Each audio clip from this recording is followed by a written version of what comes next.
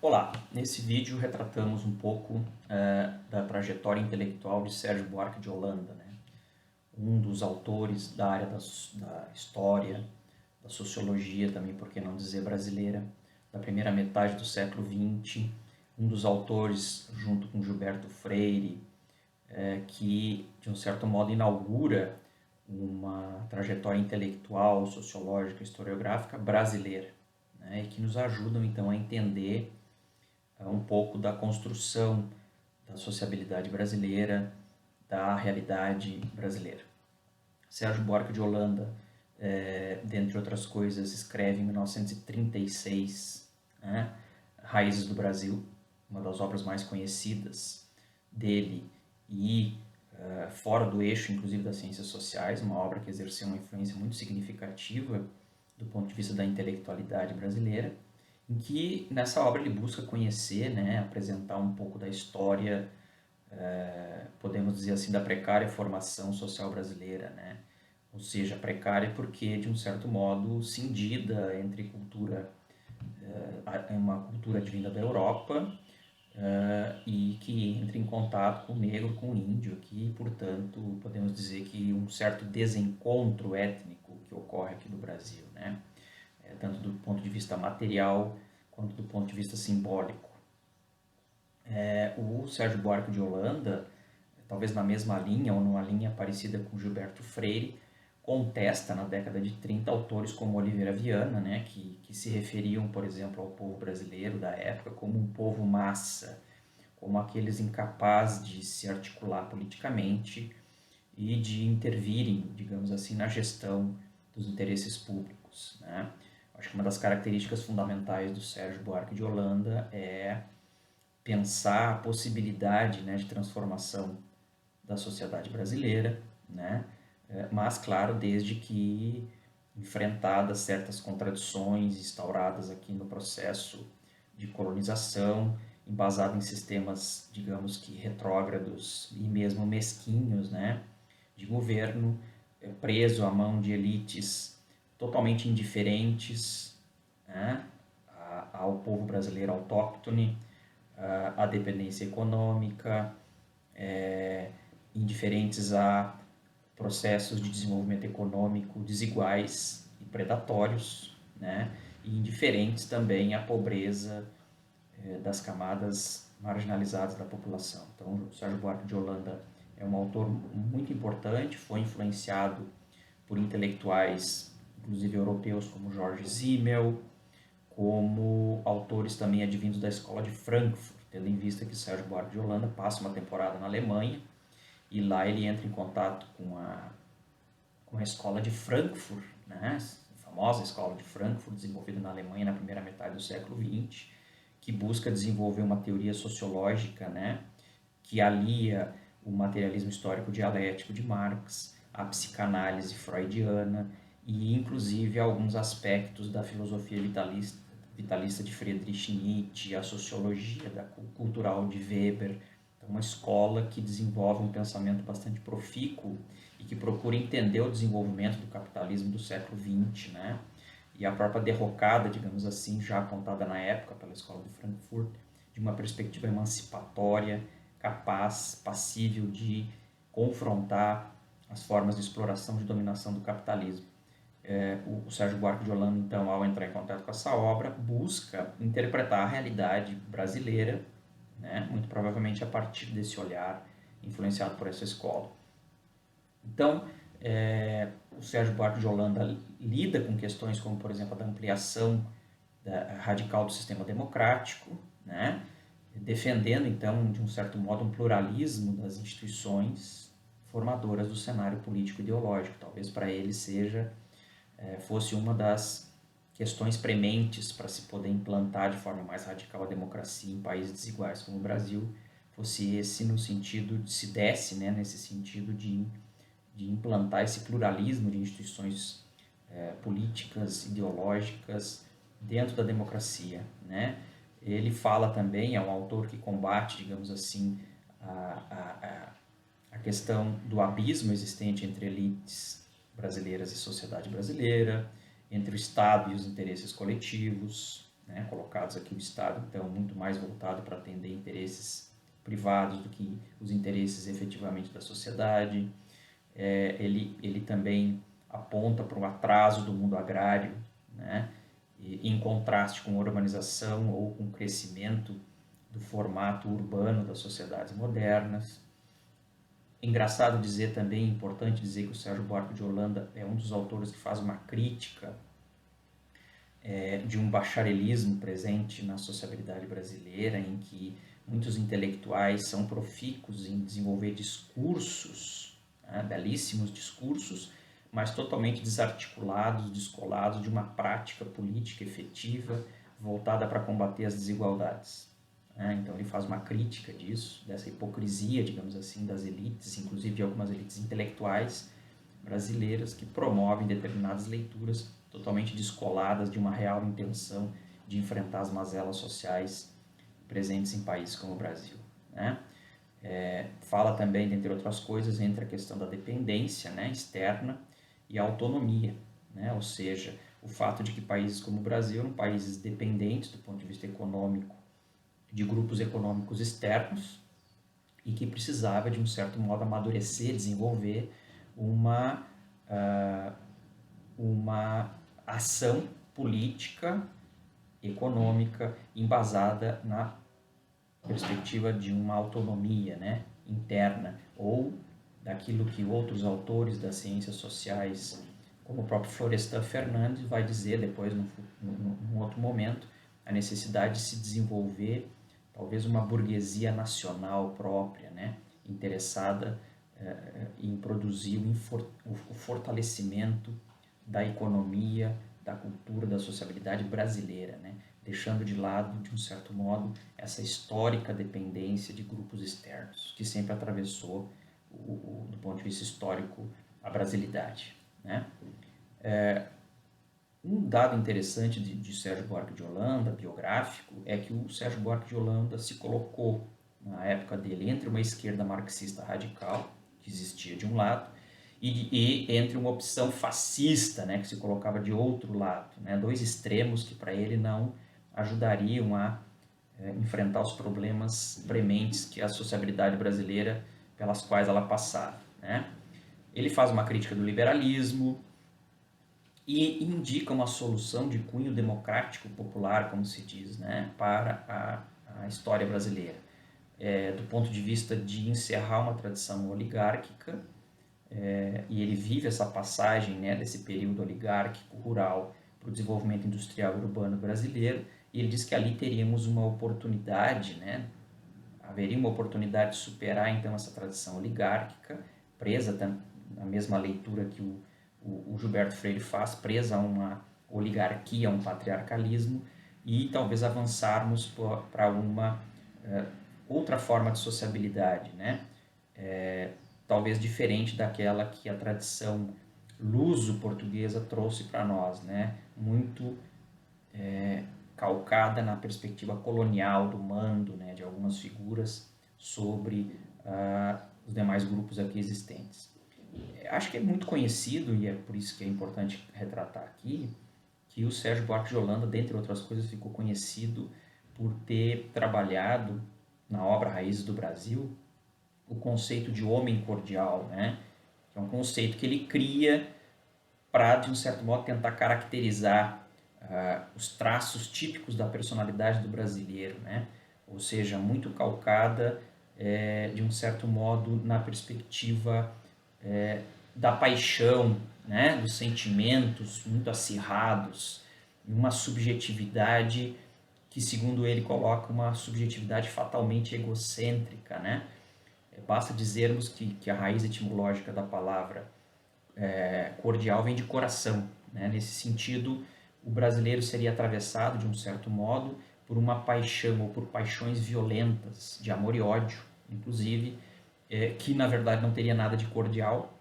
Nesse sentido é interessante, né? Embora a palavra cordial possa nos levar a entender que o brasileiro é cordial, é afável, é afetivo, na verdade o sentido que o Sérgio Buarque de Holanda usa para trabalhar com a questão da cordialidade vem dessa questão das paixões, né? Que nós teríamos muita dificuldade de lidar com as questões do ponto de vista da racionalidade, estabelecendo um certo distanciamento para pensarmos as coisas de forma mais ponderada, mais racional, que nós sempre estaríamos atravessados nas nossas relações, seja na esfera privada, seja na esfera pública, por essas paixões violentas, né? O que tornaria as nossas relações, inclusive, passíveis de serem atravessadas por formas violentas, né?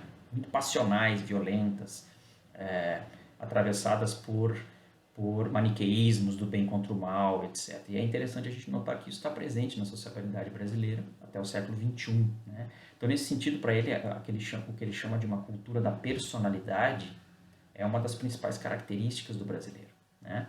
E teria sido herdada dos países ibéricos. Né? Nesse sentido, perpassaria por esse caráter brasileiro, digamos assim, uma certa rebeldia, né? Uma espécie, aquilo que ele chama de um individualismo radical, que acaba produzindo uma situação de luta perpétua, de competição perpétua entre os indivíduos e os grupos, em busca, em grande medida, de prestígio social e etc. Né? Então, nesse sentido, nós teríamos aqui, do ponto de vista da construção histórica do brasileiro, a ausência, né, de uma hierarquia social, né, o que teria enfraquecido formas de organização que pudessem instituir uma base, construindo formas de solidariedade e de mínimo de ordenação social. Né? Cito uma passagem da obra de Sérgio Buarque de Holanda, Raiz do Brasil. Em terra onde todos são barões, não é possível um acordo coletivo durável, a não ser por uma força exterior respeitável e temida. Vejam que, nesse sentido, então, a partir da colonização portuguesa, que ele diferencia da colonização espanhola, né, que impõe a sua cultura sobre a cultura local, de um certo modo, a colonização portuguesa acabou construindo formas de proximidade com a cultura local mais sensíveis, digamos assim. Né? E nesse sentido, não houve, por parte da colonização portuguesa, ao mesmo tempo, diferentemente da espanhola, a tentativa de construir um novo processo civilizatório aqui. Né? Ou seja, o Sérgio Buarque de Holanda vai dizer que os portugueses que aqui chegaram eram aventureiros, né? Caracterizados pela figura do homem audacioso, que segue uma ética da valorização e dos esforços, que tenham compensação imediata e que, ao mesmo tempo, não tem limites na sua capacidade de explorar o ambiente. Né?